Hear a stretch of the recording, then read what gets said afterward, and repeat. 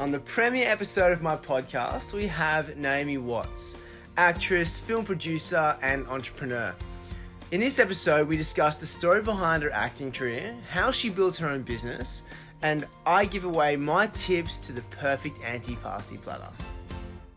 Actress, producer, and entrepreneur, Naomi Watts, welcome to the studio kitchen. Thanks for having me, Dan. This is a big deal. This is a big deal because I now finally have the ultimate antipasti board maker down here. This is huge.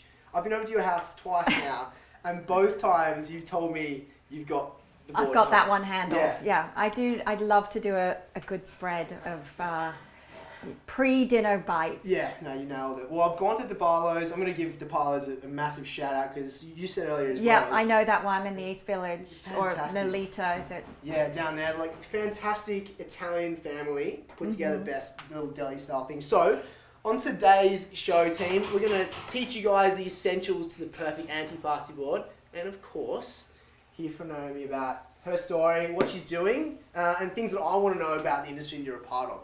Okay. So, where should we start? well, a lot of this is quite sentimental because, I can start shooting things like Hey Dad, Home and Away, and You're going some there. listeners were like... Just when I told you I was in my out of my comfort zone, we went straight to Home and into Away. It's great though. So Home and Away is a fantastic show. Globally, probably recognised more commonly in Britain and Australia, Yes, obviously, yeah. yes. And you started in that. I did. I wouldn't. Yeah, I had a support role for about 6 weeks, and it's still there. Look, it's still there, and look where you are right now. So it's done something. Yeah, a lot of people started in Home and Away or Neighbours. Sure. But you were born in the UK. Born in the UK, lived there till I was 14. Sure. And then my family immigrated to Australia. Right. And how long were you in Australia for? All in around less than 10 years, Okay. like in terms of living there. Sure. Because I basically started traveling and trying to work overseas in my early 20s. Sure. Yeah. And being an Australian in the industry that you are a part of, what was that like? Well, when I say being in Australia, because you're not actually Australian, are you? Well, I feel equal parts Australian and English. Everyone always asks me to answer that question in a finite kind of conclusive way, but the truth is that I'm both, Sure. I spent my formative years in England. My mom, my brother, my dad passed away, but we're all English, and my grandmother's Australian, and then we all moved back to Australia when her husband died. So, but I feel very Australian, and you put me in a group of Australian women, and yeah, I'm you do. definitely- You're smashing Tim Tams, Lamingtons. Exactly. You're a coffee snob. Oh yes, yeah, so- very, very much approving on this great cup of coffee. So that's something as well, is I think as Australians we naturally gravitate towards you. Yeah. We love to say that you're Australian because we're Yeah. proud of what you've done. Yeah. And are doing for that matter. So, I brought up, the shows that I knew of Hey Dad and Home and Away from something that's closer to home, but then obviously seeing what you're doing now, which is really exciting. But something else that's, is quite cool is you went to Australia and then you went to the US. Yes. So let's start out like when you were actually in Australia. Did you know you wanted to be, an actress? Like, did you know that straight away? I knew when my mum talked about immigrating to Australia, I was in my early teens. I had a strong peer group. It sounded like the worst idea ever. But she had said, it was the early 80s, things were tough in England, and she said, let's just try it out there. She'd come back from a holiday. In her mind, it was the land of opportunity, Sure. just an easier lifestyle. And so we went. And the way she sort of emotionally bribed me was that she would put me in drama class, which I had been wanting to do for ages.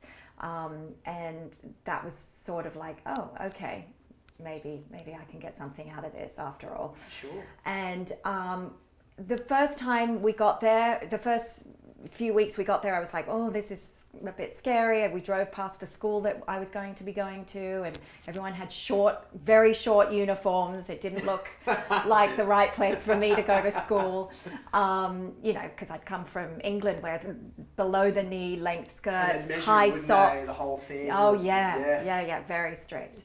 But honestly, within about 6 months, I was well fitting in and fully adjusted, and loved it, and it felt like indeed the best move ever. And you were throwing out a few g'day mates. How was the little accent? Because you still got a little bit of that little UK little aspect. A little bit, I know. It really, I know this is terrible to admit, but it depends who I'm with and what the situation is. And my accent goes in and out. My brother sounds like he's never changed from the day he left London, nor does my mum. But they say that your accent is fully formed from 14 onwards, and that you're still quite impressionable if you just before that. And I was sort of just on the cusp of it. I don't know if that's true, but I have a sensitive ear, and that's why I do what I do. That works well for my job. But I think, around English people, they think I'm Australian, and Australians think I'm English. So I don't know. Go figure. I'm just an outsider. I'm going to say you're Australian. Okay, good. Just because, as I said earlier.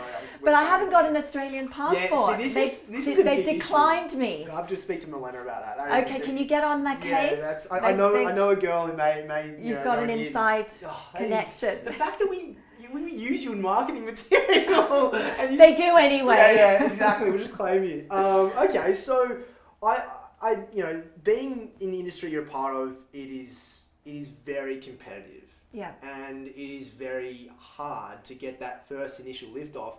And even when you say the initial lift off, then you've got the next stage and the next stage and the next stage. And then you're like old and crusty, and you've got to keep the when that thing actually going. happens to you, we can talk about that. Thanks. No. So when was this obviously started in Australia? Were you going to these drama classes? And did you personally have a passion for it that was growing when you were doing these classes and things like that? I did. I mean, it was my dream. Well before the classes, I saw my mum on stage when I was a kid from the front row, and I saw her, talking in a funny voice in beautiful costumes, flitting around the stage, and I was like, "Mama!" And I couldn't get her attention because she was, of course, focused in character. But I kept doing it. I kept persisting, and finally, to get me to stop, she did a wink and a hand flip or something, and I was like, "Oh, wow, that's like a whole world of make-believe, and now I understand it. It is my mummy. I thought it was my mummy, and it is my mummy, but she's in that character and on that stage, and she's telling this incredible story." And it just sort of transported me into that world of, this is something that's accessible and magical at the same time. It is phenomenal. Like when you are, obviously viewing any form of, whether it be Broadway shows or even you're watching the cinemas, you do feel emotionally attached to a lot of characters. That's right. Which is, I guess a massive applause to someone like yourself who's done so much. People genuinely feel attached to the role you're playing. Well, that's what moves me and makes me love my job, because if you can affect one person, much less, like an audience, that's fantastic, and have create some kind of shift in themselves that they are able to reflect on and take away from that experience in the theatre or watching a movie at home, wherever it is, or a TV show now, lots of that, then you feel like you've done your job well. Yeah, it's truly inspiring. And is this something that, when did you kind of realise that you actually could, you have, essentially, when did you know you were good at being this job? Like, when did that moment hit you? Gosh, if I'm honest, I think Cannes, for the launch of Mulholland Drive, and that was like real hardcore evidence of strong recognition. And when the lights came up after the movie played, there was a standing ovation, but it just sort of went on and on and on, and I was like, wow, this is like, people are clapping for a really long time, and they keep clapping, and it's just still happening. And then it's sort of like people were, tears in their eyes and stuff, and then I got emotional, and then the next day there was, the articles, the reviews that came out that were, my mum couldn't have written. They were just pure love letters, and I was like, okay, this is intense. really lovely. That's phenomenal. I've got chills. Like I'm like I've got goosebumps because that. Do you ever think back to those at that moment and just sometimes when you're, I don't know, I think back when I'm doing what I'm doing, right, and I've still got a long way in what I want to do, but back to those moments where it kind of clicks and you go, oh, just remember that moment and okay. Yes, it's good to remind yourself. Yeah, because I never would have dreamed that this is where I'd be at this point in my life. I would have been so satisfied with just being an actor for hire, job to job, stayed in Australia or I never could have dreamed up this far, and so it is good to remind yourself because you do get caught up in the day-to-day stuff and like, oh, I've got to do this and that, oh, I've got to be there and and we're lucky. Yeah. We're very lucky. Well, fortunate because I always say fortunate is that's where. Okay. Yeah, you got to own Good it. point. As Australians and as British, we do have that self-deprecating thing we talk about. That's but right. you definitely earn what you've got. Yeah, definite hard work all the way. 100%. It's not. Yeah, I was not born with a silver spoon in my mouth. I was like, everything's taken. Yeah, a lot of commitment and sometimes sacrifice. Yeah. So you talk about you would have been happy being in Australia, but you're not in Australia. You have come to America now. How did that take place? Was it a role or an opportunity? It was like an experimental thing actually, and just because that's what everyone does in Australia. They have their going away parties and like, oh, let's go and see what the world thinks of me or what I can do or. So you go on your sort of travel trip and you're not sure. You haven't got a fixed plan in place, but you've got your $2,000 in your bank account. $2,000? Possibly, Jeez. yeah. I wish I was you. That would be nice. I'd saved up a bit. Yeah, I'd done a few jobs and had a few phone numbers. And when I say few, I literally mean less than a handful. And mostly my parents' contacts and things like that, my mum and stepfather or, friends of friends, those ones that sort of hand out their numbers but don't necessarily want the call. Yeah, definitely. Slept on couches and things in the beginting. Did you have an agent? I did not have an agent. You came to this country without an agent? Yeah. Fantastic. And a lot of people in Australia that have come over from Australia have had that safety blanket of here's the film that everyone knows in America that I've just come out in, and already the agent is secured. I started from scratch. Yeah, in retrospect, it was quite naive. So, well, naive maybe, but maybe it helped grow you as a person, because just to put this in perspective for everyone, like you can do well in a country, but coming to America is a completely different culture. So you're starting again. Now, if you're starting, no matter what success you've had elsewhere, you still have to succeed in America, isolated wise. Yeah. So for you to come over here, back yourself, and just do it from the ground and from scratch, totally. And you've done. Look what you've done. Oh, thank you. Honestly, like that is so inspiring. I don't know if people really understand the magnitude of how big that is. Like, what was your first? What do you do? Like, oh, cool. Do I go up to a local casting agency and just go, hey guys, here's my portfolio that I did from Australia? How's that work? No, I did have one contact, which was a manager that my agent at the time in Australia had other clients with. He did say yes, okay, let's give it a shot. And then he set me up on several meetings with agencies. And I went to lots of agents and in those sort of big boardroom meetings that I'd never entered into a boardroom, let alone been sort of one person and then 12 in the back looking at me. It was really not what I was used to. It was out of my comfort zone. And so I didn't do that well in those meetings because I was shy and but anyway, everyone was like, oh, you're from Australia. That's fantastic. Oh, we'd love to have you. You're going to do so well. Come back here, move over. You're just amazing. And okay, so I was like, wow, I'm going to things are going to blow up, guys. Because we're Australian, we don't sell that story unless we mean it, right? And so I was like drinking the Kool-Aid. I was like, okay, I'm going back, packed up all my stuff, came back. And then I went back to those meetings and I was like, yeah, remember me? Yeah. And you're like, oh, yeah, great. Good luck to you. I'm like, oh, but you said come back and that you had this for me and that for me. And then it was like the cold, hard reality of adjusting to the Hollywood BS, you know. And then finally got signed by somebody because I'd piecemealed a show reel together of the bits and pieces I'd done in Australia over the years. You did that all yourself? Yeah. Yeah, of course you did. And then pre-technology as well. Yeah, then like you go to the house and whatever and spend your last bit of savings for someone to clip a video together. And then you have to like get a ton of them printed and sort of throw them around to everyone.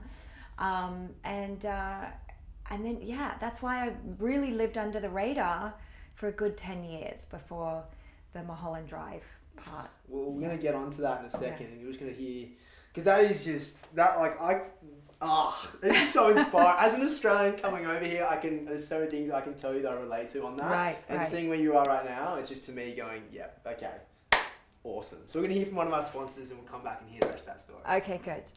There's such a relatable thing of back to reality when that kind of situation hits you. But I think it's, I always say in anything, when those kind of moments hit you, it really shows the kind of person you are, how you move forward. Mm-hmm. So I want to hear what you did and what mentality you took to kind of grow into the roles that you did. I would say that perseverance, hard work. I mean, there were plenty of times where I thought about throwing in the towel and just going home and just saying, yeah, couldn't hack it. Did you have a good support network here though? I did. And I think that's the key thing to anyone who's listening out there and thinking about packing up their life and coming over here. Just make sure you've got your friends, because we're all here mostly without family. So create your family, and that's what I did. And the Australian group, they find each other, even if they didn't know each other at home. Yeah. You can speak to that. Exactly. You grow your family, and you get to. It's important because you have the same sense of humor. You have the same. You can share those memories and places, and you just kind of need that to keep you buoyant. 100%. And you're going to castings now, so you're quite regularly, I'm assuming. Yeah, I was going to tons of castings, and back in the day when there was none of this, where you had to have a fax machine to fax you the pages of the scene. And would you practice in a mirror as well? Is that how it works? So did you do that? Tell me you did that. I've probably done it a few times, yes. So, and then you would drive across town and wait in line, possibly 20 people ahead of you. There was it was really starting again. There was if you don't have any credits that are recognizable, you're starting from the bottom. And sometimes it was even more humiliating because they wouldn't even fax you the pages. So you'd have to drive the day before to get them and then go home and then drive back again the next day to do the audition. Now you can get an email and you can self-tape, and it's all, in the comfort of your own home, and it's much easier. Wow. Okay. And so were you working part-time whilst doing this? Do you know, I never got a job. I've plenty of part-time work in Australia, but I never had to resort to getting waiting tables or anything like that. I just did, I did some commercials, I did really bit parts, small bit parts, and I just went through my savings, and then got a job just in the nick of time, paid off debts. It was really hand to mouth kind of thing. For that period of 10 years, I would get a job maybe once or twice a year that would pay me just enough to get me through. But there were many times where I had to really consider other options. Sure. And because I'd spent so much time on, developing this craft, I really hadn't learned how to do enough other things. So I was like, well, what else can I do? I know I love exercise. I love yoga.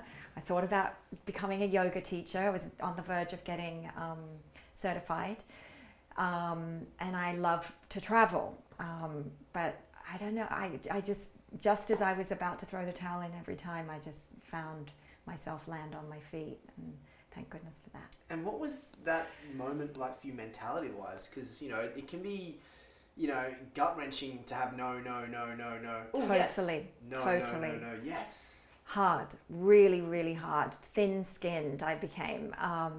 And everyone says you've got to be thick-skinned, but that sort of also goes against the nature of what you need to be as an artist. You've got to be able to feel things and know, what it feels like. And so you can tell those stories of other people who are suffering, so it was all part for the course. It was all meant to be, let's say. Yeah, well, everything does happen for a reason. Yeah. And just a side one, what visa did you come over on? Because a lot of people want to know how Australians are so easily able to get over here sometimes. Yeah, I think, oh my God, we're going back now. And we're talking 5 years ago. I think I came on an O1 to begin with. Yeah, that's what I'm on. And I had to cut out all of those clippings, in yeah. TV Week or Sure. Sydney Morning Herald or whatever, and like make a booklet of why you're extraordinary in your field. Get people to write lots of letters and say why they can't live without you in this country. And so I think I did a round of that, maybe 2 rounds of that, and then I applied for the green card. My lawyer just said you're totally eligible and you should. So that's a really interesting point of actually having, as an Australian, to tell people why you're so good in what you do. Because an O1 is classified as an alien of extraordinary ability. Now, to go up to a person interviewing you and they ask you why are you so good is actually the words that you get. And then as an Australian, you'd be like, I'm quite good at this. Yeah. Quite good, but it's probably someone else. You put all these TV clippings down and anyway, that's a pretty funny moment because as we grow up to be, I've got 2 brothers, and any moment of slight little bit of self-accreditation. Your brother's like, nah. Cut you down to size. Yeah, 100%. Oh, it's so funny. So what was the first, major role that you got here in the States? Well, major, game-changing was the Mulholland Drive. Of course. And that was I speak about my career in 2 parts, before Mulholland Drive and after, because they were very, very different. But there was plenty of other things. The first big role that I got in America, I think I was 25, and it was called Tank Girl. And I had to audition, get ready, 9 times. 9 times? 9 times. That's a lot. And I think around the 5th or 6th time, well, maybe it was 6th or 7th, I don't know, they started saying, oh, you didn't do so well in the last one, and so can you try this, or can you try, and so I'm already in my head going, I'm going to blow this again, or this is not going to work out. And but somehow the director just really believed in me, and she kept going and stayed committed and fought the good fight for me. So 9 times, is that like first one's like a group audition, second one maybe a second group audition? Well, no, the first one I think is with the casting director, Sure. and then the casting director calls you back, and then they put you on tape, and then you get to meet the director, and then you get to meet the director and producers, and then they put you on tape, and then there's like the whole studio, and and then they put you with other actors. It was endless. Oh wow. My mum still doesn't understand what like morning shows are, so this is a completely different one for her. Okay, and so this one really kind of, got you started. Yes. And like, was it the role, or was it more the case of the prolificness of the actual movie itself? It was a studio movie, and it was a big budget, a decent sized support role. Fantastic. Yeah. Unreal. Yeah. And then after that, you just started to build that momentum. With but one. slowly, incrementally, and like I said, once every 6 months I might get a job, but you know, or you get a job and then you get cut out of the movie, or a little bit cut out. Sure. So yeah, it was still something, but you were like, okay. Yeah, so 25 to 30, and that's when I got Mulholland Drive at 30. Sure. Or actually a bit before then. So it was just little bits and pieces here and there. But that consistency and that persistence and that mentality to continue fighting has led to you. Yeah, you have to have a lot of determination. I really have hats off to people in the industry. Like it's not just the actresses and actors. It's like the people who want to be a DP and you know, showrunner and all these. Like it is so. It's like what you know, and I like, you know, I'll go out to LA for work and I'll meet someone just at a coffee shop and they're like, you know, I'm a writer, but I'm still, you know, it's just so hard. I really feel for the industry, but understand that's why when you get to a point like, you know, you have successfully, it pays off in so many ways other than financially. It's one of those rewarding things to see for yourself. People come up to you and say, you know, what is actually one of the coolest things that ever happened to you just because you're, you know, what you've done? Gosh, I'm not good on the quick anecdotes, but yes, when somebody comes up and says, you know, your story in this character affected me deeply, and you know, that's really nice. It makes you feel good. Sure. I'm just hoping that I can shift someone's way of thinking if the story affects them in a really personal, deep way. That feels good. So I had a very deep connection to Ned Kelly. So great. I just not Ned Kelly himself, great bloke. So he's like, I keep saying, for those who don't know, he's like the Robin Hood of Australia in a way. That's right. Yeah. So the other night when I was watching Milena wanted to know, let's watch Ned Kelly. I'm like, sweet. And then all of a sudden, boom, pop past you. Yeah. Fantastic. Yeah. But I think that's what I get out of the movies that I watch is I'll find something that I relate to, whether it be the actual person, the actor, the story, where they are, which for me is that something that you have now a choice to do with the success you have? I know people say, how do you make your choices? And it's not that it's such a calculated thing. It's just you read that script and the character either speaks to you or not, and the story, or the whole story. And then, of course, there's many other elements that go into the decision making, and some of them are practical. And you know, being a mum and kids in school, I can't leave New York City for too long. But then there's other things like, I've already played that character and I just came off that kind of thing. Now I want to go. I don't want to do dark again. I want to do something lighter, or you know.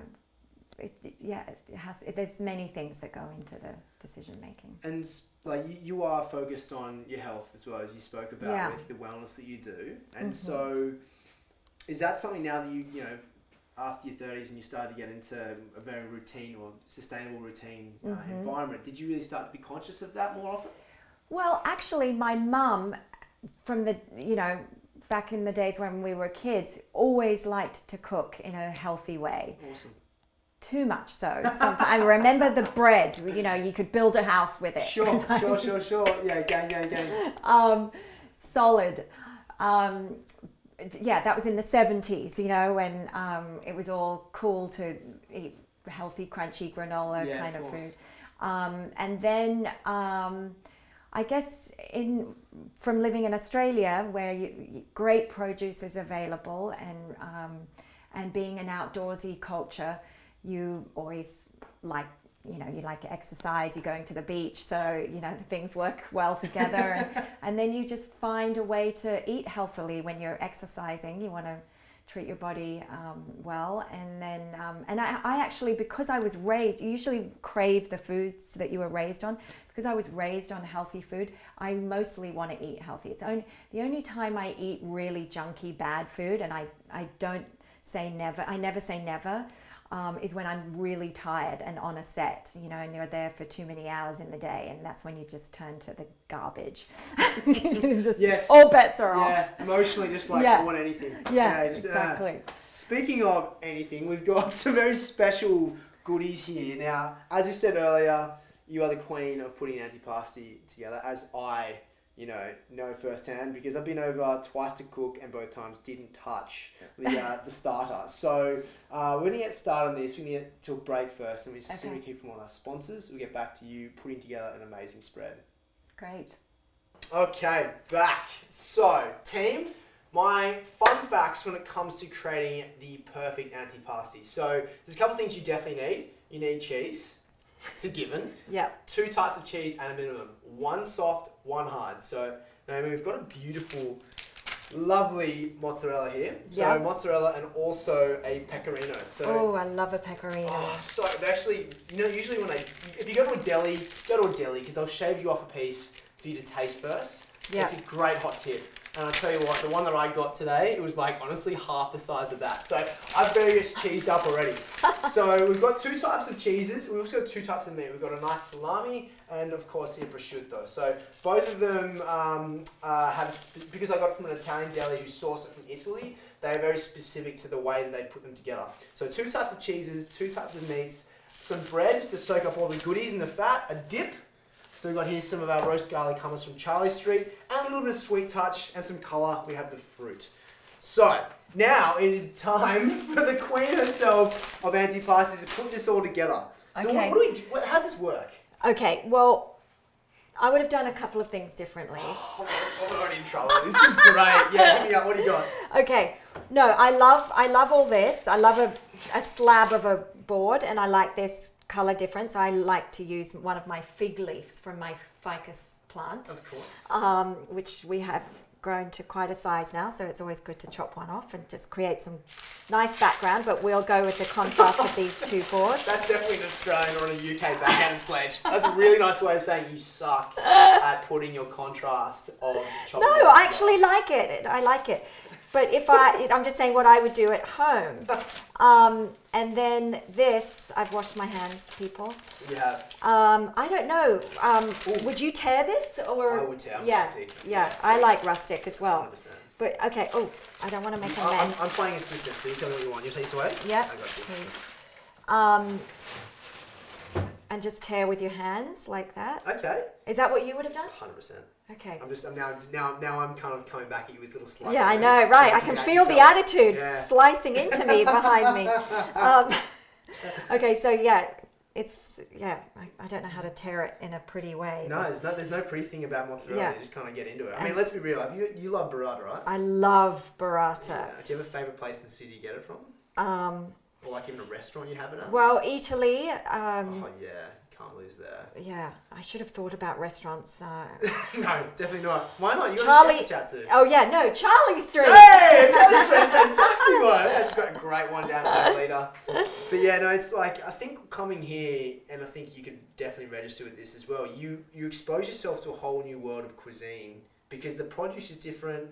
Like the way even Italy is kind of Americanized here. It's Italian American, right? Yeah. So you're like mozzarella. Yeah, mozzarella.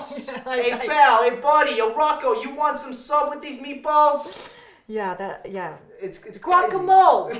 Yeah, it's not avocado mash. It's kind of something like guacamole. Yeah. Guacamole. Do you think we need all of this? Nah. Okay, it's looking a bit.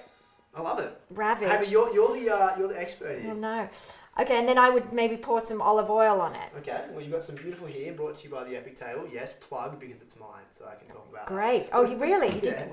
Wow. So every bottle we help feed City Harvest. Those in New York who need support. Shall I put this away? Yeah, I'll give you. Yeah, you got it. I've got there's the wrapper or a wrapper. A wrapper, that works. Can we use your little cloth to? Yes, of course. Mop that up. Yes, chef. I'm just gonna little dab. And then So you might. Can I use my? Yeah, of course. And trust me, I'm the messy chef. There you go. Perfect. You want some salt? Yes, please. There you go. Love salt. Beautiful. This is Himalayan. Okay, is it okay? Get into it. Get into it. Nice. That'll be a salt-based situation. Yeah! All right.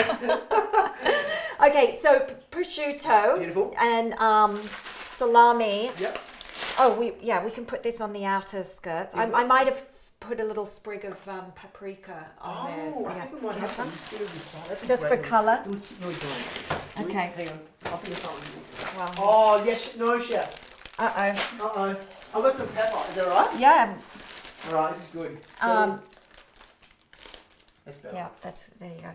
Now, I don't personally eat salami or prosciutto myself, but I love how it looks on the board. And you have friends obviously who do sometimes. Exactly, and my kids love it. So is there a way of styling this? Just make sure you create a layer? How's that work? I don't know. There's never any method to it, and I don't know that I'm going to do a good job here with... You're under pressure now. I'm putting you on the spot, haven't I? This is the ultimate antipasti presentation. And I love normally those nuts, those what are they called? The almonds, the marconi? Yeah, actually, I smash them at yours all the time. I feel really bad because we get to the end and make sure we eat last. And I must admit, when we get there early, I kind of have a few. That's good. Keep it going. This is no, this is looking a bit lame-o right now. You reckon? Wait, I'm loving this. I'm loving that. Okay, you okay with this? This is. I feel like you're putting a lot of pressure on yourself now. This is Okay. great. You know you're the expert. She's I got to prove to people I am. Oh yeah, and the prosciutto. How do you want that? Can you do that? Yeah, of Jeez, course. don't leave it all to me. All right. So as we're going through the presentation here, I want to know what's your favorite project you've ever done, or maybe a sentimental one that most means a lot to you. It's hard for me to single them out, and I don't. They've all been good to me in their different ways because you learn something hopefully every time, and you grow from each project, each character. But I would have to say, sentimentally speaking, Mulholland Drive was the game changer. Awesome. And really sort of put me on a whole new path. Every director in America or in the world sees David Lynch films, and so they all wanted to sort of call me. Of course. So that was a game changer. And do you? What would you do with the bread? Would you put it in there? I would, but I don't know. Is it kind of? I think that is. I think it's pretty. good. I think it's That is ready to go. exceptional. You happy with that? Yep. Are I'm gonna you? take a little photo because I think that's just Instagrammable right there. Fantastic. Oh, should we get out the coffee? Oh, there we go. Good call. Lovely. That's brilliant. So your favorite project, Mulholland Drive. What do we? You also you've done some producing as well. Yes. Is that something you want to move into more as you continue to grow? Or? Yeah. Well, as we know, nowadays you kind of you have to be more proactive, and so finding material, developing it, and putting the right group of people together, that really interests me. I like that part, and it's much easier to do now because people are just buying material all the time. Sure. And so that's exciting. I've done a bit of that, and I want to continue with that. Fantastic. And the other side of things is I've got a side job. You've got a side hustle now? A side hustle. A side hustle? Is that what you call it? Yeah. Oh, wow. And that is Onda. And it's a beauty company, and we sell a bunch of different brands, and they're all clean products for the skin or makeup or body or face. Just like you want to know that you're eating fresh, organic food. You don't want to have all those horrible ingredients on the side of a jar. You now know to look for those bad things, and we know that they can be linked to unhealthy things in your life, anyway, I won't go on that. No, but, it's really important. How did this come about though? For you personally? Well, I have two friends who are already were involved, and they asked if I'd like to be involved, and so we're 3 partners, and it's called Onda Beauty, and we're developing product. Actually, should I give it to you? I brought a present to you. You're very lovely to think of me. Thank you very much. Okay, let me use your dirty rag. My dirty rag to clean my hands. Thank you very much. I brought you this present. Is this branding everything you've done with the team? Yes. This is our first product that we've developed ourselves. This is really cute. And men like this product as well. Your girlfriend can share it with you. Fantastic. She's gonna love it knowing that I've got some men. She loves the fact that I start taking care of myself a lot. Oh, good. Yeah. Really well, I think What do we have here? Did you actually? So, are you in terms of the stages? This is fantastic. Coffee body scrub. Smell it. Here we go. I love coffee, so making myself smell like coffee even more is fantastic. Isn't that good? Oh my lord. Yeah, it's a good smell. It's got a beautiful sweetness to it. And yeah. So you use that in the shower. Okay, and it's just exfoliating and all Yes, those kind all over the body. Fantastic. But in terms of the actual company, you like, you know, branding. How much are you involved? Like, what do you do? Very involved every step of the way. Great. We've got 2 stores here in New York, one in Sag Harbor, one in Tribeca. Fantastic. We're opening in Sydney. No way. On Oxford Street. That's great. Yeah, and then in Westbourne Grove in London as well. So we're expanding. And just hoping to share the information of how clean beauty is the way we should all go. Okay, so clean beauty from Onda, we can go into the store. Yes. Or Online or into the store. Yeah. Going into the store is a really beautiful experience. People walk in, you can smell, everything smells good, it feels good, nice lighting. There's also treatments available. Yeah. I'm just gonna like feel a little bit. It's like I honestly like a really nice, and I mean this in a really, like coming from a chef and farming background, it's like the solid texture of dirt, which is something that is so nutritionally dense. And I mean that. Come buy the dirt. No, like I don't mean it, like honestly, this is something that I like doing a lot of research into. Having fantastic soil is the foundation for everything. Absolutely. And so this texture, I can feel it just rubbing it through my fingers. I can already feel like what it's doing in removing all the, you know, the negative things and the oils and stuff that you're not meant to have. Right. So I don't know, like wow. You know, there's a part of me that just wants to take a photo right now with my nice, beautiful skin. So I'm just putting it out there. But okay, so you are now doing this brand, and how much has this been in the works for so long for you? Well, it's been the last couple of years, and you know, in the 2 years that we've existed, we've now expanded from 1 store to 4. Yeah. And we've got lots of a long road ahead of, you know, in terms of like more stores, creating more products. Well, it's funny because you look at a chain of events that happen in your life where you know, defy things, you beat things, and you continue to grow. And now, you know, I want to talk about like the likes of Netflix and social media being a part of your life, and like you see these other opportunities occurring, you have to go on them all. Yes. How do you find? And it all sort of fits into the narrative. You know, I like to be fit. Sure. I like exercise. Yeah. I like outdoor living. I like food, and I like to keep it clean, and it all sort of blends in well together, and it's something I'm authentically, you know, passionate about. And what's your morning routine? Do you have one? Do you have like a... I do. Coffee. Yeah, nice. Which is a cappuccino. Can't live with it. No, actually, weirdly, I used to do the cappuccino, but because you can't always get a good cappuccino here, although things are changing. But I just switched to the filtered coffee. Okay, nice. I know, controversial. Right? Well, I actually think you can get some good filters around here, and you know, being able to do it at home and you have that beautiful little moment to yourself of just stirring that coffee. I totally understand that. Okay, so you have your coffee. And I'm not super hungry in the morning. Okay. I usually maybe might grab a handful of almonds or just do a tiny bit of, you know, like picking on the kids' breakfast. Okay. And then by the time it gets to about 11:30, I'm ravenous. Sure. I love if I've got the time, I'll do a smoothie. You know, a kale. I use some of our products from Onda Beauty. I'll use like another Australian beauty chef, and it's got all kinds of probiotics and greens and things like that. And That's you put a spoonful in the smoothie. With maybe a little bit of ginger and almond milk, or you can do it with water, whatever. That'll sustain me, and then I love a big lunch. Okay. Yeah. Like a plentiful, colourful bowl of goodness. Salad, chopped, you know, bowl. Yeah. Bowl food is great. Yeah. And maybe some grains. And then I love cheese. Yeah. You're welcome. That's great. Yeah. And then dinner is usually about the kids, but I've always personally believed in not doing that special meal for the kids. I try and get their palates going from a young age. Yeah. I don't, you know, that whole like only white foods mustn't touch, you know, you're setting them up for disaster. Yeah, so you train them the way you want them to. Yeah, there's one meal. That's great. And we learn to love it. That's awesome.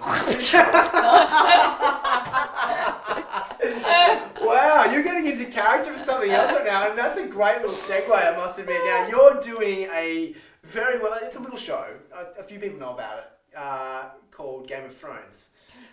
Yep. Yeah, you can just say yes. Yes, now, I can confirm that. You can confirm that. Now, this is what's fantastic. I'm going to try and create a plot of how many things I can get out of her. She's not allowed to say anything. This is the thing. She's not allowed to say anything about... Okay, so I'm going to say you are the new Ice Queen of some sort. You have a... Should I be offended? No, I just think you can play a character. So I can see you being a badass. Like some badass queen that takes over the land and slays someone about 5 times every episode. I'm just putting Or are you the... How's my poker face? Yeah, you've done a very good job. Wow, this is... How can I get something else out? You have a sorcerer. You actually have magic powers. You have magic powers. I nailed it. You are the new chef on Game of Thrones, and every single time they have an antipasti board that has a special poison in it that kills a certain person. And your chef knife is pretty baller too. That's what you are, 100%. Okay, well, on that note, if you were a food, Naomi Watts, what would you be? And it can be an ingredient, it can be a full meal, what would it be?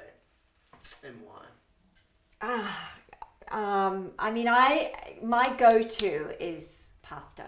I love pasta. 100%. Is there a reason? Is it nostalgic? Is it... Just because everyone loves it and it's easy to cook. Yeah. And the kids love it, and you can do it, 20 different ways. It's a good staple. It is so good. Yeah. There's nothing beats that. And there's great gluten-free pastas now. Have you ever cooked with quinoa pasta?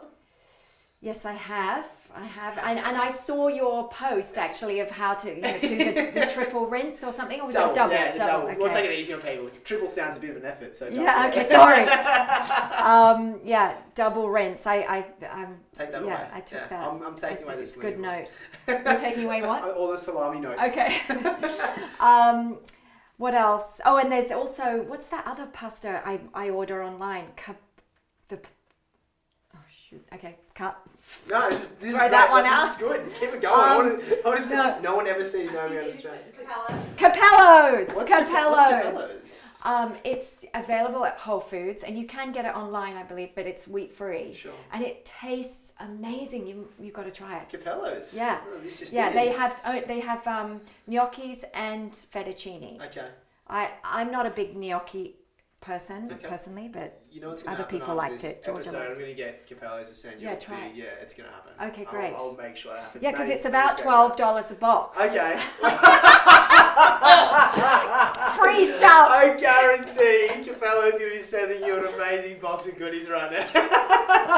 It's going to be free too. It's great. You maybe get a little bit brand deal out of it. You never know. Can't take the poor girl out of me. No, that's great. That's awesome.